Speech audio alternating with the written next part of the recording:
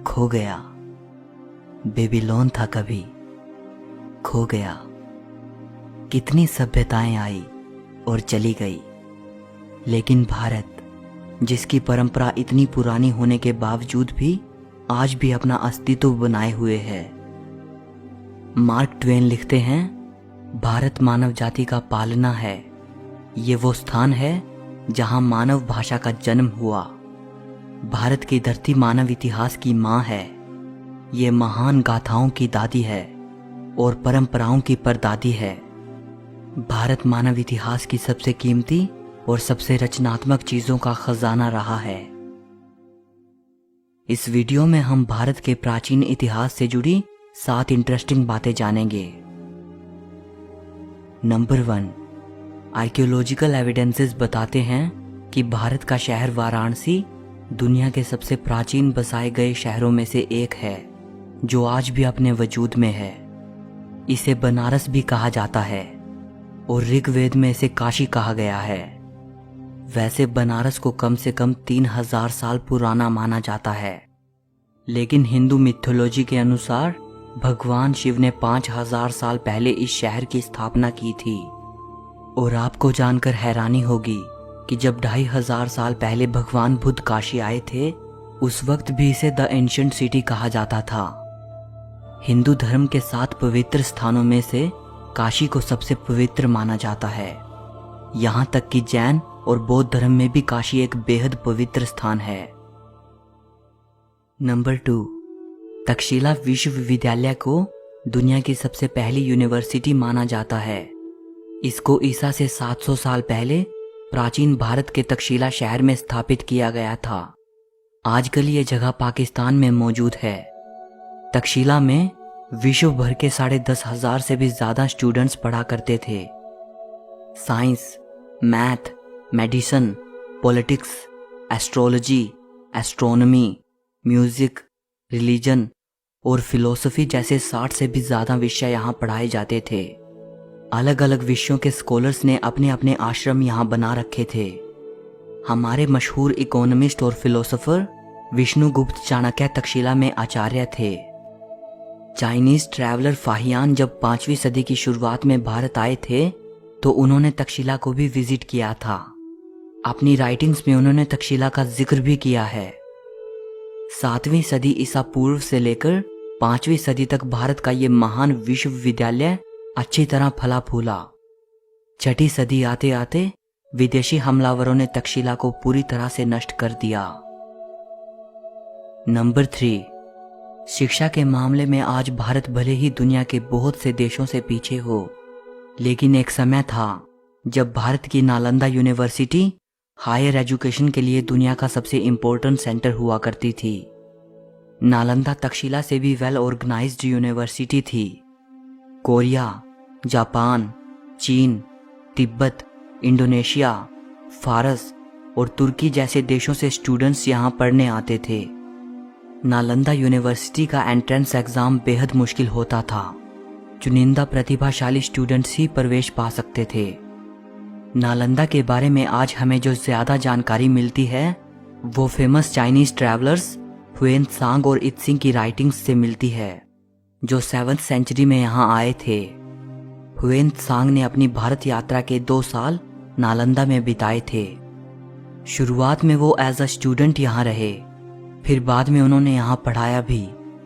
When Tsang लिखते हैं कि जब वो नालंदा आए थे, उस वक्त वहाँ 10,000 स्टूडेंट्स थे और 1510 आचार्य थे। ये अनुमान लगाया जाता है कि एक समय में हमारे ग्रेट मैथमेटिशियन आर्यभट्ट नालंदा के हेड थे। नालंदा में हजारों स्टूडेंट्स और स्कॉलर्स के अध्ययन के लिए एक विशाल लाइब्रेरी थी। इस लाइब्रेरी में 3 लाख से भी ज्यादा किताबें थी। 12वीं सदी के अंत में तुर्की हमलावर बख्तियार खिलजी ने नालंदा को जलाकर पूरी तरह नष्ट कर दिया। किसी जमाने में नालंदा एक भव्य यूनिवर्सिटी हुआ करती थी। आजकल बस उसके खंडहर ही शेष बचे हैं। नंबर 4, इंडस वैली सिविलाइजेशन के जन्म से ही भारत का इतिहास शुरू हुआ माना जाता है। ये दुनिया की 3 सबसे प्राचीन सभ्यताओं में से एक थी। मेसोपोटामिया, एंशंट इजिप्ट और इंडस वैली सिविलाइजेशन।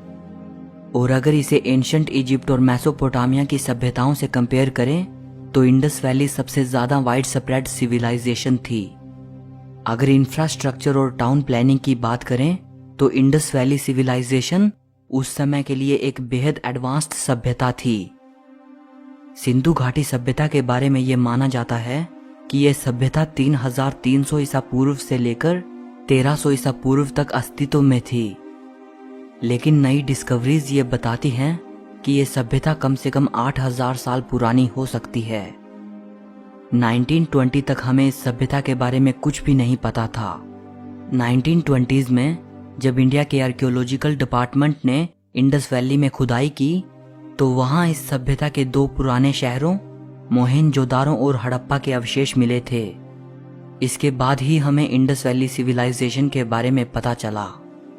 मोहेनजोदारो और हड़प्पा ये दोनों साइट्स अब पाकिस्तान में हैं। सिंधु घाटी सभ्यता के बारे में अभी तक बहुत ही कम जानकारी मिल पाई है और बहुत से प्रश्नों का जवाब मिलना अभी बाकी है।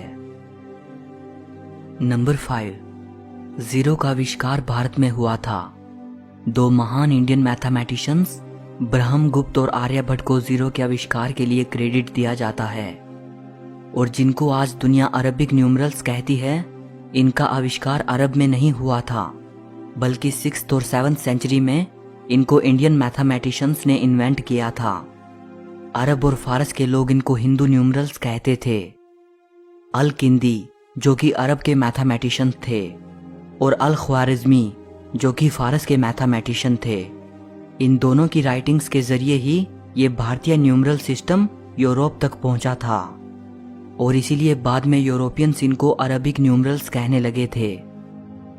आइंस्टाइन लिखते हैं, हम भारतीयों के बेहद ऋणी हैं जिन्होंने हमें गिनती करना सिखाया, जिसके बिना कोई भी सार्थक वैज्ञानिक खोज नहीं की जा सकती थी। नंबर 6, सर्जरीज कितनी मुश्किल होती हैं और अगर आप एक ऐसे जमाने में हो जब स्कैल्पल का आविष्कार ही नहीं हुआ था तब तो इसकी कल्पना भी नहीं की जा सकती। आज से 2600 साल पहले एक एंशंट इंडियन फिजिशियन सुश्रुत बेहद कॉम्प्लेक्स सर्जरीज किया करते थे, जैसे cataract, kidney stones, artificial limbs, rectifying fractures और इवन प्लास्टिक सर्जरी। सुश्रुत को पहला व्यक्ति माना जाता है जिसने इंसानों पर सबसे पहले मेडिकल सर्जरी परफॉर्म की, इसीलिए इनको फादर ऑफ सर्जरी भी कहा जाता है। सुश्रुत ने शल्य चिकित्सा पर एक संस्कृत ग्रंथ लिखा था जिसे सुश्रुत संहिता कहा जाता है।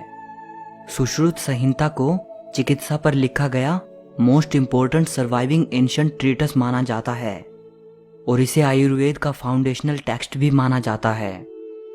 सुश्रुत संहिता में 184 चैप्टर्स हैं जिनमें जिक्र मिलता है 1120 बीमारियों का, 700 मेडिसिनल प्लांट्स का, 64 प्रेपरेशंस फ्रॉम मिनरल सोर्सेज और 57 preparations based on animal sources. इसके अलावा बहुत से सर्जिकल इंस्ट्रूमेंट्स दर्शाए गए हैं। 8वीं सदी में सुश्रुत के इस महान ग्रंथ को किताब शाह शुन अल हिंदी नाम से अरबी भाषा में भी ट्रांसलेट किया गया था। एक और महान एंशंट इंडियन फिजिशियन थे महर्षि चरक, जो सुश्रुत के बाद और ईसा से 200 साल पहले हुए थे। इनकी शिक्षा तक्षशिला में हुई थी। चरक को पहला फिजिशियन माना जाता है जिसने डाइजेशन, मेटाबॉलिज्म और इम्यूनिटी के कॉन्सेप्ट को सामने रखा। महर्षि चरक की मेडिकल ट्रीटस चरक संहिता को आयुर्वेद की एनसाइक्लोपीडिया माना जाता है।